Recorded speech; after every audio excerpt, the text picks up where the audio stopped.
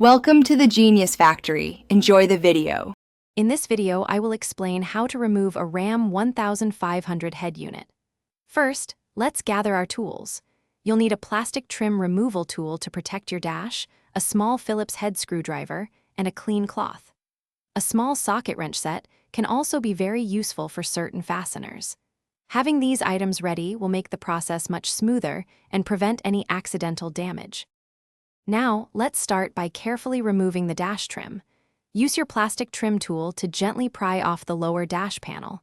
Then, move to the upper trim piece that surrounds the head unit screen.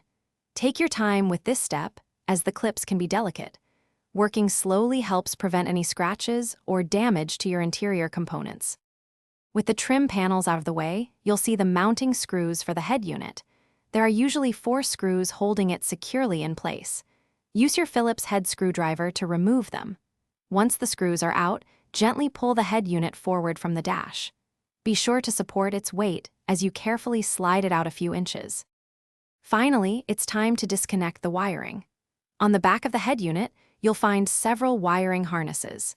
Each connector has a small release tab. Press it and gently pull to unplug the cable.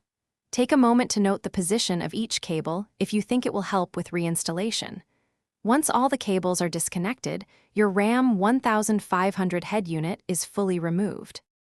Thanks for watching. If you found this helpful, don't forget to like and subscribe.